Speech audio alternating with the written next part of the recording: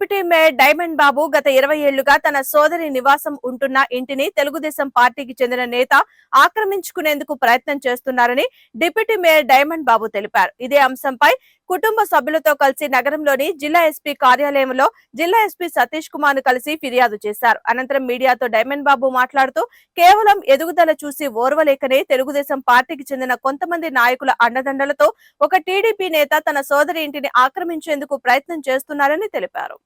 మొన్న డిసెంబర్ 22వ తారీఖు Saibaba road Shantinagar second లైన్లో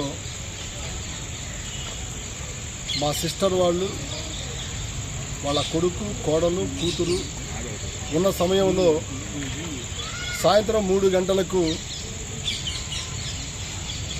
కొంతమంది వ్యక్తులు ఎర్రమాల విజయ్ కిరణ్ అండ్ టీం ఒక 50 మెంబర్సు ముక్కుముడిగా ఆ ఇంటిపైన దాడి చేయటం, ఇంటిలో ఉన్నటువంటి వ్యక్తుల్ని బయటికి తీసుకొచ్చినటువంటి క్రమం మీ అందరికీ తెలుసు, గుంటూరు నగర ప్రజలకి కూడా తెలుసు. ఆ రోజు జరిగినటువంటి ఇన్సిడెంట్లో నేను 3:45 మా సిస్టర్ వాళ్ళ పాప, మావయ్య, ఎవరో కొంతమంది వ్యక్తులు సుమారుగా 50-60 మంది మూతులకి గుడ్డలు కట్టుకొని, కర్చీఫులు కట్టుకొని, ఆడవాళ్ళు ముసుగులు ధరించుకొని వచ్చి ఇంట్లో సామాన్లన్నీ బయటపడేస్తూ మమ్మల్ని తిట్టి, బూతులు తిట్టి, లాక్కొచ్చి రోడ్డు మీద పడేస్తూ ఉన్నారు. మాకేం అర్థం కావట్లేదు, మేము భయాందోళనలో ఉన్నాము, మమ్మల్ని మీరే కాపాడాలి బావయ్య అని చెప్పిన వెంటనే నేను ఎస్పీ గారితో మాట్లాడటం, ఎస్పీ గారు సరైన సమయంలో స్పందించారు. ఎస్పీ గారు వెంటనే నేను 100 కూడా కాల్ చేయటం జరిగిన క్రమంలో పట్టాపురం పోలీస్ స్టేషన్కి నేను డైరెక్ట్గా వెళ్ళి సిఐ గారికి ఇట్లా జరుగుతూ ఉంది అని చెప్తే నేను సుమారుగా 4 గంటల నుంచి 8:30 గంటల వరకు సిఐ గారు మీ దగ్గర ఉన్న డాక్యుమెంట్లు దండి, మీరు అక్కడికి వెళ్ళమాకండి, నేను వాళ్ళని కూడా ఇక్కడికి పిలిపిస్తాను, మీరు వెళ్ళొద్దని చెప్పే క్రమంలో ఎవరైతే దమనకాండ సృష్టిస్తూ ఉన్నారో ఆ ఇంటి దగ్గర వాళ్ళకి పోలీసు బందోబస్తు పెట్టినట్టుగా కనపడింది. పట్టాపురం సిఐ గారు వ్యవహరించినటువంటి తీరు ఆ రోజు.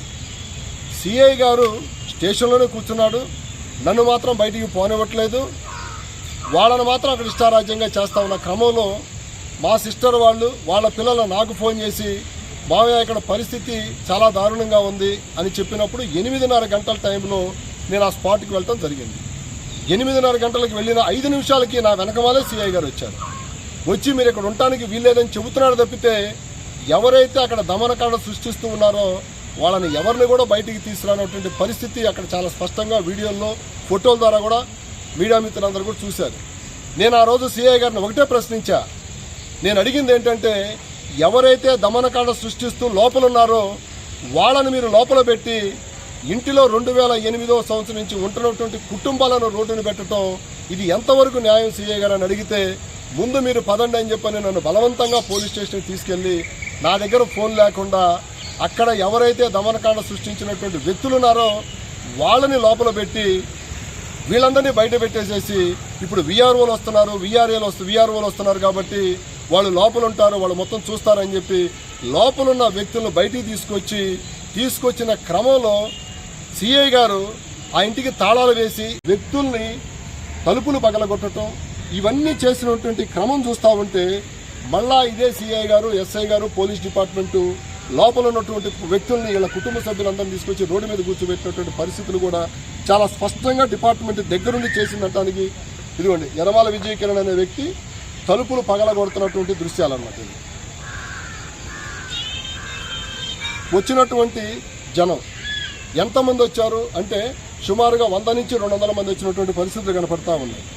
ఇదే సిఐ గారు చాలా చక్కగా నన్నేమో పోలీస్ స్టేషన్లో కూర్చోబెట్టారు. నేను ఒక్కడనే వెళ్ళింది ఆ రోజు, నన్ను ఒక్కడనే పోలీస్ స్టేషన్లో కూర్చోబెట్టారు. అక్కడికి వచ్చేటప్పటికి ఇదిగో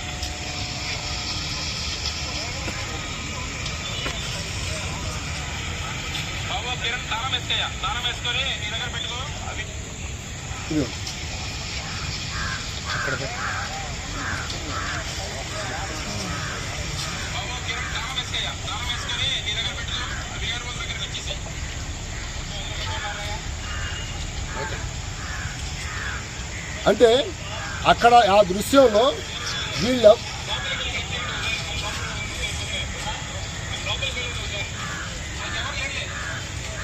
అంటే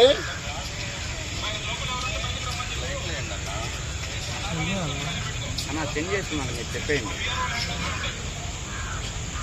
తాళాలు వీఆర్ఓ హ్యాండ్ ఓవర్లో ఉంటాయని సిఐ గారు చెప్పినప్పుడు దానికి ప్రొసీజర్ ప్రకారంగా పంచనామా చేసి హైకోర్టుకి ఖచ్చితంగా చెప్పాల్సినటువంటి పరిస్థితి ఆ రోజు కనపడతా ఉంది. కానీ అక్కడ సిచ్యువేషన్ చూస్తే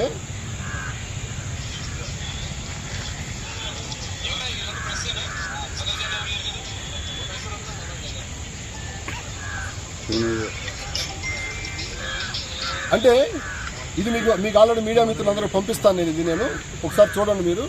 అంటే నేను అనేది ఏంటంటే సిఐ గారు ఎదురుగా ఉండి ఎర్రవాల విజయ్ కిరణ్ ఎదురుగా పెట్టుకొని వీఆర్ఓలు ఎదురుగా పెట్టుకున్నాడు తప్పితే 2008 సంవత్సరం నుంచి ఆ ఇంట్లో ఉంటున్నటువంటి వ్యక్తులు వీళ్ళకి వివాహాలు అక్కడే అయినాయి, వాళ్ళకి పిల్లలు అక్కడే పుట్టారు, వాళ్ళ తండ్రి గారు అక్కడే చనిపోయాడు.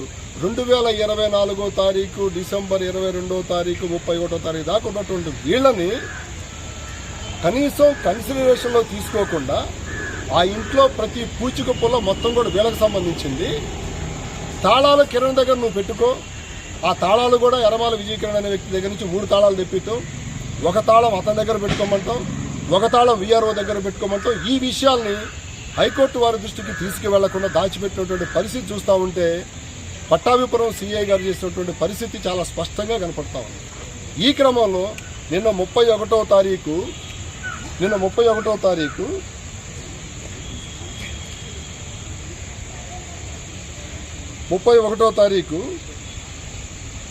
ఎవరైతే ఇవాళ మనం మాట్లాడుకుంటున్నటువంటి వ్యక్తి